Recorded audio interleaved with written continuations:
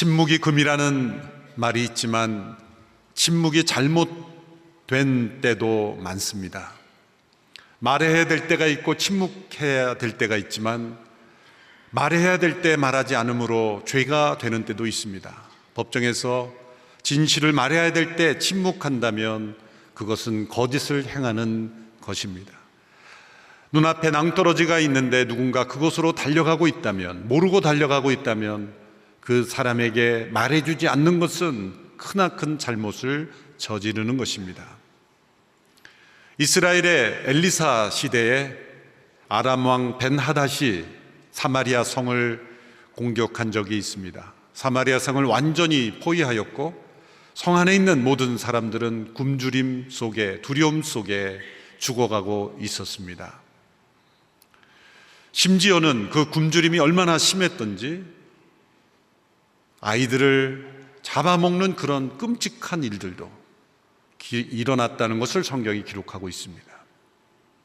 이런 끔찍한 고통 속에 있었을 때 사마리아 성문 바로 앞에 있었던 4명의 나병 환자들이 모험을 시도합니다. 그들은 생각하기에 어차피 이곳에서 이렇게 죽느니 아람 군대의 진영으로 넘어가서 항복하자. 만일 그들이 우리를 받아들이지 않고 우리를 죽인다 하더라도 이곳에서 끔찍하게 죽는 것보다는 낫겠다 생각을 하고 아람 군대의 진영으로 넘어가서 항복을 결정한 것입니다. 그렇게 그들은 항복을 결정하고 아람 군대의 진영으로 넘어갔습니다. 그런데 그들 앞에는 놀라운 광경이 펼쳐져 있었습니다. 가득 차야 될 군인들은 보이지 않고 무슨 일이 있었는지 아람 군대 모든 병사들은 그곳을 황급히 떠난 직후였습니다.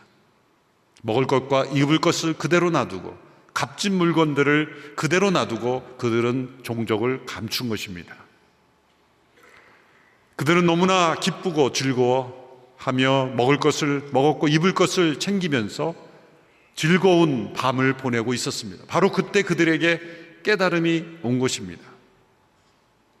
우리가 이렇게 기쁘고 즐거워하고 있는 이 시간에 저 사마리아 성 안에 있는 우리 동족들은 두려움과 굶주림 속에서 고통 속에 죽어가고 있는데 우리만이 이렇게 기뻐하고 즐거워하는 것, 이 상황을 우리만 알고 있는 것은 우리에게 큰 잘못을 행하는 것이다.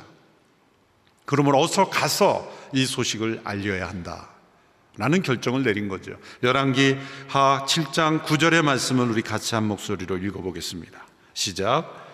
그러다가 나병 환자들이 서로 말했습니다. 우리가 아무래도 잘못하고 있다. 오늘은 좋은 소식이 있는 날인데 우리가 잠자코 있으니 말이다. 우리가 날이 밝을 때까지 이 소식을 전하지 않으면 벌을 받을 것이다. 지금 바로 가서 왕궁에 이 소식을 알리자. 너무나 당연한 반응인 것입니다. 두려움과 고통, 죽음 속에 있는 사람들이 이 소식을 알면 그들이 더 이상 두려워할 필요가 없으며 성 안에 갇혀 있을 필요가 없으며 죽음 속에 처할 이유가 없는 상황이 주어졌음. 그 소식을 알리는 것은 너무나 당연한 일이죠. 그것을 전하지 않고 침묵한다는 것은 정말 잘못하고 있는 것입니다. 모두에게 정말 좋은 소식이 있는데 모두가 살 수 있는 생명을 얻을 수 있는 길이 열려져 있다면 그것을 전하지 않는 것, 그것은 정말 잘못된 것입니다. 이런 나병 환자의 마음과 태도를 가졌던 사람이 사도 바울입니다. 사도 바울에게서도 이러한 고백이 발견됩니다. 그는 자신이 복음을 전파하는 이유를 이렇게 고백합니다. 고린도전서 9장 16절의 말씀입니다. 같이 함께 읽겠습니다. 시작. 내가 복음을 전할지라도 자랑할 것이 없으면 내가 부득불할 일임이라. 만일 복음을 전하지 아니하면 내게 화가 있을 것이로다. 부득불할 일이라는 것은 의무 이상의 것이라는 겁니다. 복음을 전하지 않으면 내게 화가 임할 것 같은 마음. 하나님께서 우리가 말씀을 전하지 않으면 화를 내시고 저주하신 하나님이란 뜻이 아니죠. 이 소식이 너무나 중요하고 기쁘고 위대하고 중요한 소식임에도 불구하고 그것을 통해서 내가 누리는 은혜, 축복이 너무나 큼에도 불구하고 그것을 다른 이에게 전하지 않으면 내가 진정 잘못하고 있는 것이라는 거룩한 부담감, 바로 이 나병 환자들의 부담감이 사도 바울에게도 동일하게 있었습니다. 복음은 우리가 말해야 하는 것 이전에 말하지 않을 수 없는 것입니다. 우리가 해야 하는 의무를 뛰어넘는, 하지 않을 수 없는, 우리를 사로잡는 소식, 전하지 않으면 안 되는 절박한 소식입니다. 가끔 선교 사역에 대한 어떤 참여와 요청을 우리가 하면서 선교지에 있는 정말 어렵고 가난한 지역의 가슴 아픈 이야기들을 우리가 알려주면서 불쌍히 여기는 마음을 일으킬 때가 있습니다. 우리 기독교 TV들을 보면 곳곳에서 굶주린 영혼들에 대한 소식들이 나오죠. 그 필요들을 알리고 참여하게 하는 것 계속 이루어져야 될 일입니다. 그러나 거기에 머무르는 것은 선교가 아닙니다. 왜 그럴까요? 세상에 가득한 채워지지 않는 필요를 알리는 것, 그래서 우리의 마음속에 불쌍히 여기는 마음이 일어나서 내가 도와줘야 되겠다는 궁일이 여기는 마음이 있어서 도와주는 것, 그것만이 선교라면 그것은 오해하는 것입니다. 그런 도움이 필요 없다는 것이 아니라 우리가 말씀을 전파하는 이유는 우리가 그들을 불쌍히 여기는 것보다 더 중요한 일이 있다는 거죠. 그것은 예수님께서 온 세상을 위하여 행하신 그 일이 위대한 일이기에, 그 일이 전하지 않으면 안 되는 일이기에, 예수님께서 이미 이루신 일이 가장 위대하고 소중한 일이기에 우리는 그들을 불쌍히 여기고 돕고 때로는 섬겨야 하는 것이죠. 이 말씀 전파의 우선적 중요성, 그것이 너무 중요한 것입니다. 포사이스라는 분의 말에 우리는 귀를 기울여야 합니다. 제가 읽어드리겠습니다. 현재 이루어지고 있는 선교 사역들의 약점은 우리가 아직 해야 할 일이 그리스도께서 이미 하신 일보다 더 크다는 생각을 무심코 드러낸다는 것이다. 세상에 가장 심각한 필요를 할지라도 예수 그리스도의 위대한 승리보다는 못한 것이다. 우리가 전해야 하는 것은 우리의 긍휼이 아닙니다. 우리의 사랑이 아닙니다. 우리의 도움이 아닙니다. 우리 모두를 위하여 행하신 예수님의 위대한 승리, 죽음을 이긴, 사망을 이긴 승리, 하나님께서 우리를 그리스도를 통해서 베풀어 주신 놀라운 구원, 그 위대한 승리를 전하지 않을 수 없게 우리는 때로 그들을 여러 가지 필요를 채워주는 일을 통해서 하나님의 말씀이 전파되도록 하는 것이죠. 세상에 채워지지 않는 필요를 우리가 채워하는 일보다 더 시급하고 중요한 일, 그것은 예수님께서 이루신 이 놀라운 일을 우리가 말하지 않을 수 없는 이 절박감, 바로 그것입니다. 예수님께서 이루신 일을 증거하는 사람은 언제나 성령 안에 있는 사람입니다. 성령이 임하시면 예수님께서 이루신 일을 깨닫게 되고 확신하게 되고 그것을 전하지 않으면 안 되는 충격이 그 심령 속에 존재합니다. 유명한 말씀 사도행전 1장 8절의 말씀을 우리 한 목소리로 함께 읽겠습니다. 시작. 그러나 성령께서 너희에게 오시면 너희가 권능을 받고 예루살렘과 온 유대와 사마리아와 땅끝까지 이르러 내 증인이 될 것이다. 땅끝까지 이르러 내 증인이 될 것이라는 말씀은 명령이 아니라 약속입니다. 내 증인이 되어야 한다라는 의무로 우리에게 주어진 것이 아니라, 내가 너에게 명령했으니 행해라가 아니라, 너희가 만일 나를 신뢰하고 성령께서 너희 가운데 임하신 상태가 된다면 너희는 나의 증인이 되는 그 복되고 위대하고 기쁜 일에 함께 참여하는 이들이 될 것이다. 약속의 말씀입니다. 땅끝까지 말씀을 전파하는 일은 하기 싫은데 억지로 명령했으니 순종해야 하는 일이 아닙니다. 그것은 그리스도께서 내 안에, 내가 그리스도 안에 거한 자에게 나타나는 논리적인 결과입니다. 성령이 우리 가운데 임하신 결과입니다. 성령의 바람이 불었습니까? 그 증거는 무엇입니까? 그것은 우리 안에 하나님께서 그리스도를 통해 행하신 일을 온 세상에 전하지 않으면 안 되는 그 거룩한 절박감, 예수님의 증인이 되어지는 그런 은혜의 약속이 우리 가운데 이루어지는 것이죠. 사도 바울도 그런 확신 속에 거했습니다. 데살로니가전서 1장 5절의 말씀 같이 읽습니다. 시작. 이는 우리의 복음이 여러분에게 단순히 말로만 전해진 것이 아니라 능력과 성령과 큰 확신 가운데 전해졌기 때문입니다. 우리가 여러분 가운데서 여러분을 위해 어떤 사람이 됐는지는 여러분이 잘 알고 있습니다. 복음이 말로만 전해지지 않고 능력과 성령과 큰 확신, 성령이라는 단어가 가운데 들어가 있는 것은 이 성령으로 인해서 능력과 확신이 주어졌다는 것이죠. 확신이라는 단어는 그 물이 컵에 흘러넘친다는 상태를 의미하는 겁니다. 흘러넘치는 겁니다. 흘러넘치는 것은 막을 수가 없는 거죠. 확신이란 믿음이 우리 가운데 흘러넘칠 때를 의미하는 것이죠. 흘러넘침. 하나님의 말씀이 전파되는 것은 우리의 믿음이 흘러넘칠 때 우리를 통해 세상 속에 흘러가는 것입니다. 막을 수 없는 것입니다. 성령이 우리 가운데 임한 증거, 그것은 확신이 임하는 것이고, 그 확신은 우리 가운데 임한 이 믿음이 하나님의 말씀을 전파하는 것으로 흘러가는 것입니다. 우리에게 필요한 것은 성령의 임하심으로 흘러넘치는 이 확신이 우리에게 필요한 거예요.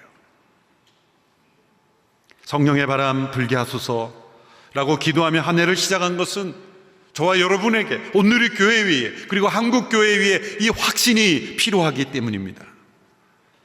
복음이 단순히 말로만이 아니라 지식으로만 아니라 우리의 심령의 능력으로 임하고 확신으로 임해서 복음이 온 세상에 하나님의 말씀으로 전파되는 것, 그것이 오늘 이 시대에 필요하기 때문입니다.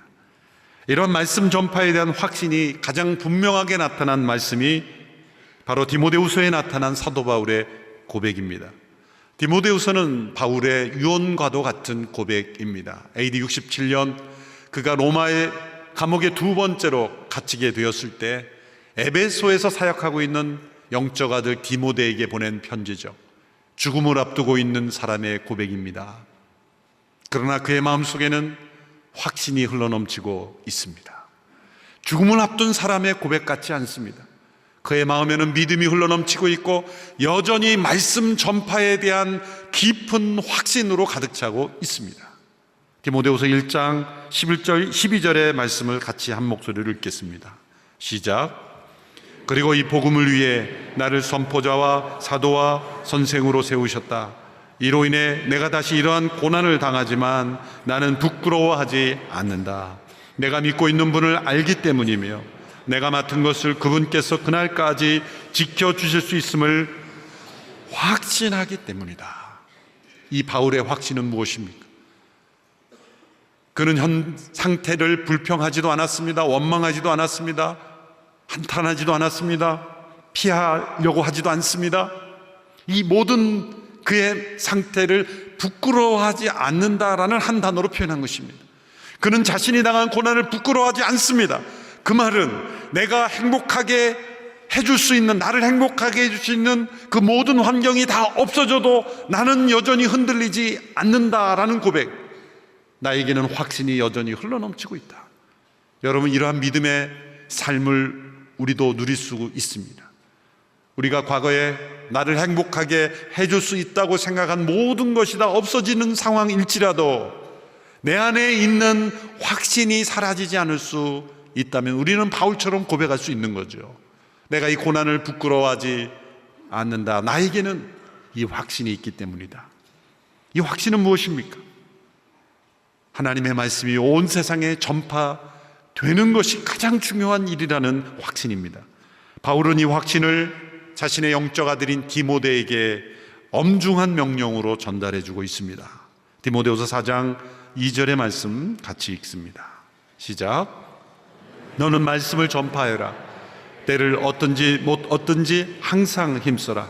끝까지 오래 참고 가르치며 책망하고 경계하고 권면하여라. 말씀을 전파하는 일이 얼마나 엄숙한 일인지를 세 가지 형태로 강조합니다. 첫째, 말씀을 전파하는 일은 절박하게 해야 할 일이다. 때를 얻든지 못 얻든지 항상 힘쓸 것이다. 평안하거나 고난에 있거나 자신이 유리하거나 불리하거나 절박하게 힘써야 할 일이다. 두 번째로, 말씀을 전파하는 일은 끈기 있게 해야 할 일이다. 절박한 일이지만 성급한 일은 아니다. 우리의 방법과 때에 따라 이루어지질 않는다. 하나님의 때를 기다리며 인내하며 이루어져야 된다. 셋째로, 말씀을 전파하는 일은 적절하게 이루어져야 될 일이다. 오늘 말씀에 보면 가르치며 책망하며 경계하고 권면하여라. 각양각색의 사람들에게 때로는 위로, 권면, 때로는 책망, 때로는 경계함으로 예수님께서 세상에 사람들을 만날 때 어떤 이에게는 교만으로 가득한 자에게는 책망하셨지만 때로 자책감 가운데 마음에 가난한 가운데 있는 이들에게는 위로와 격려까지 하셨습니다. 하나님의 말씀이 이렇게 절박하고 끈기 있게 적절하게 전해져야 하는 이유는 무엇입니까?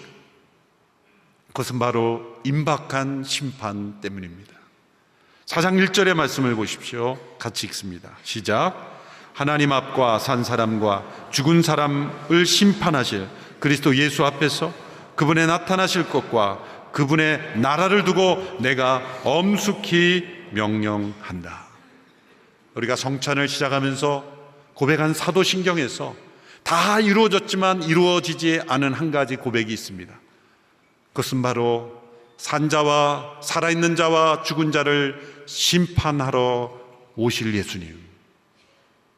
성경의 모든 예언들이 다 이루어졌지만 이루어지진 않은 한 가지 예언, 그 예언도 반드시 이루어질 것이며 그것은 살아있는 자와 죽은 자를 심판하러 오심으로 그분의 나라를 완성하시는 예수님의 재림입니다. 예수님의 재림은 심판의 때가 이른 것이죠. 왜 말씀을 전파해야 합니까? 왜 일이 절박한 일입니까? 왜 우리가 어려운 사람을 불쌍히 여기는 것 그 이상으로 중요한 일입니까? 이것은 온 세상이 하나님의 심판에 처해 있기 때문입니다. 하나님의 말씀이 구원의 기쁜 소식인 것은 이 세상이 나쁜 현실 가운데 처해 있기 때문에, 절망 속에 처해 있기 때문에, 나쁜 소식 속에 있기 때문에 이 구원이 기쁜 소식인 거죠. 이것은 심판으로부터의 구원입니다. 이 심판을 견딜 뿐만 아니라 심판을 넘어선 그분의 나라가 임할 때 그분의 백성으로 그 나라에 참여하는 구원이기 때문입니다. 바울이 디모데후서를 쓸 때는 네로 황제의 핍박이 시작되었을 때입니다. 네로 황제 이전의 모든 로마의 법정관들은 사실 좀 공정한 편이었습니다. 그래서 때로는 사도 바울을 보호하는 일들이 많았죠. 네로 황제 직후부터 온갖 부정, 정치적 결탁에 휩싸여서 유대 지도자들과 로마 황제의 네로 황제의 결탁으로 인해서 바울은 더 이상 안전하지 못하게 됩니다. 그러나 바울은 자신에게 어떤 선고가 내려지는지 그것에 개의치 않았습니다. 왜냐하면 바울이 두려워한 것은 네로의 판단이 아니라 하나님의 심판이었기 때문입니다. 바울은 끊임없이 이렇게 말하고 있는지 모릅니다. 로마 황제가 나를 사형에 처할지라도 내 안에 있는 영원한 생명은 막을 수 없다. 하나님의 심판도 막을 수 없다. 당신들이 나의 육신의 생명을 단축시킬 수는 있어도 내 안에 있는 영원한 생명은 단 1초라도 단축시킬 수 없다. 그의 시선은 하나님의 심판을 향하고 있었던 것입니다. 바울은 시대를 분별하고 있었습니다. 네로 황제 당시에도 극심한 박해가 있었지만 장차 오는 시대에는 자유가 있는 것 같고 평화가 있는 것 같지만 더욱더 복음 증거가 방해를 받을 것을 말씀하고 있습니다. 바울의 예언을 보십시오. 디모데후서 4장 3절 4절 바울의 예언입니다. 같이 읽어볼까요? 시작. 때가 오면 사람들이 바른 교훈을 받지 않고 오히려 욕심을 따라 귀를 즐겁게 하는 말을 하는 스승들을 많이 모아들일 것이다. 또 그들은 진리에서 돌이켜 허황된 이야기에 귀를 기울일 것이다. 요즘 이야기 아닌가요? 바울이 1세기 성령 안에서 감동되어 주신 예언의 말씀, 바로 이때입니다. 사람들의 진리에 기울이지 않습니다. 바른 교훈을 받아들이지 않습니다. 욕심을 따라 귀를 즐겁게 하는 이야기들을, 그런 스승들을 따릅니다. 허황된 이야기에 귀를 기울입니다. 역사적으로 증명된 역사의 바른 진리를 전해주는 하나님의 말씀을 소홀히 하며 세상의 허탄한 신화와 이야기들을 쫓고 있습니다. 예수님께서 종말에 관해 말씀하신 마태복음 24장에 보면 종말에 관한 징조들이 5가지로 요약될 수 있습니다. 첫째는 많은 적 그리스도들이 출현될 것이다. 오늘 얼마나 많은 이단 사이비들이 있습니까? 스스로 자신을 그리스도라 칭하는 자가 얼마나 많습니까? 우리나라에 있는 어떤 이단이 부르는 찬송가를 보니까 하나님 자리에 전부 자기의 이름을 올려놓더라고요. 어떻게 그렇게 염치도 없는지. 하나님이 들어갈 자리에 전부 자기 이름을 넣어놨어요. 그걸 또 부르는 사람들은 웬일입니까? 사람들의 진리에 귀를 기울이지 않는 시대. 두 번째는 전쟁의 소식과 소문이 날 것이다. 예수님이 군사 전문가였습니까? 국방 전문가이기 때문에 이런 예언을 한 겁니까? 세 번째, 기근과 지진. 과거 10년 동안의 지진의 빈도수가 그 이전에 100년 동안의 지진의 빈도수보다 훨씬 더 많다는 거 아십니까? 지진의 빈도수가 왜 이렇게 많아지죠? 예수님이 지질 전문가였습니까? 어떻게 이 지진에 대해서 예수님 말씀하실 수 있었죠? 그 당시에 지진이 빈도수가 많지 않았던 이 시대에 장차 기근과 지진이 많을 것이다. 믿는 자에 대한 핍박, 우리는 자유 속에 있는 것 같지만 교묘히 핍박 속에 있습니다. 여러분 미국 여행해 보시면 알겠지만 메리 크리스마스라는 단어가 사라지고 있는 건 아십니까? 아예 붙이지도 못합니다. 백화점이나 어디로 가봐도 카드든 메리 크리스마스로 적혀있는 카드도 구입하기 힘들어요. 전부 해피 할로데이. 핍박 아닙니까? 왜 크리스마스라는 단어를 못 쓰죠? 하누카, 유대인 명절은 다 쓰면서. 교묘한 핍박입니다. 중국과 인도에서 일어나고 있는 선교사들을 추방하고 있는 핍박만이 핍박이 아닙니다.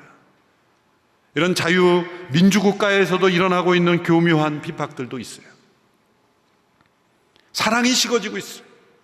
가정마다 사랑이 식어지고 있어요. 각 가정마다 얼마나 많이 자녀들이 유산 문제로 다툽니까? 우리 장로님들과 대화하는 가운데 그런 소송이 너무 많다는 거예요. 우리 예수 믿는 사람들 그러지 맙시다. 어느 분이 얘기하는데 2천만 원 이상이면 다 싸운대요. 자녀 믿지 마십시오. 자녀들 믿지 마세요. 2천만 원 이상이면 다 죽기 알기로 싸운대요. 사랑이 식어진 거예요. 아무것도 먹을 것이 없고 전쟁 직후에 굶주림과 가난 속에서 형제가 서로 우애하고 사랑하고 서로의 생명을 지키기 위한 그런 사랑이 식어지고 있어요. 예수님의 말씀입니다. 세상을 움직이고 있는 것은 정치도 아니요 심지어 이념도 아닙니다. 이기심입니다. 사랑이 식어지고 사람들이 자기를 더 사랑하는 이 시대, 쾌락을 더 사랑하는 이 시대. 디모데후서 3장에도 이 말세의 고통의 증상들이 이것이에요. 말세의 어려운 때 자기를 사랑하고 시작해서 쾌락을 더 사랑하고, 자기 사랑과 쾌락 사랑, 이것이 말세의 증상, 종말의 증상들입니다. 하나님의 심판의 징조입니다. 인도에서 40여 년 선교 사역을 마치고 1974년 영국으로 돌아온 레슬리 뉴비긴이라는 귀한 선교사님이 있습니다. 그분이 영국으로 돌아왔을 때 많은 사람들이 질문했습니다. 영국으로 돌아와서 가장 어려운 점이 무엇인가? 그는 대답했습니다. 희망이 사라진 것입니다. 세상이 점점 희망이 보이지 않습니다. 하나님의 심판 앞에 점점 가까이 가고 있기 때문이죠. 여러분, 4차 산업혁명이 성공하고 인공지능이 발달하고 과학기술이 발전할수록 세상에 소망이 있을 것 같습니까? 세상에는 소망이 없습니다. 왜 하나님의 말씀을 전파해야 합니까? 왜 전해야 합니까? 복음의 기쁜 소식이 왜 전해져야 합니까? 역사적으로 하나님의 말씀이 전해지고 복음이 증거된 나라에는 소망이 일어났습니다. 이 나라 민족에도 복음이 전해졌기에 소망이 일어난 거지, 단순히 우리가 잘 살아보자라고 머리 두드리고 힘써 일했기 때문이 아니에요. 이 나라 민족에 복음의 역사가 임했기에 이 나라 민족에는 소망이 생긴 거예요. 우리가 경험한 이 소망, 우리가 경험한 이 생명, 우리가 경험한 이 기쁨을 우리가 전해주지 않는다면 우리의 침묵은 잘못하고 있는 겁니다. 우리의 침묵은 죄가 될 수 있습니다. 주님의 증인이 되는 이 기쁨과 감격에 우리가 참여하지 않는다면 우리의 침묵은 잘못된 일입니다. 남녀 환자의 고백처럼, 사도 바울의 고백처럼 우리의 마음속에 성령이 정말 임하셨다면, 전하지 않으면 화가 임할 것 같은 마음이 있어야 진짜 성령 안에 거하는 거예요. 진짜 성령 안에 있는 사람, 말씀이 전파되는 일에 참여하지 않으면 화가 임할 것 같은 그런 절박감이 임하는 것입니다. 말씀을 전파하는 것은 의무를 넘어서는 겁니다. 듀티가 아니라 딜라이트, 우리의 기쁨이요, 즐거움이요, 우리의 삶을 보람있게 하는 이 마지막 심판의 때를 준비하는 가장 절박하고 시급한 일, 그것을 깨닫는 온누리교회가 되기를 주님의 이름으로 축원합니다.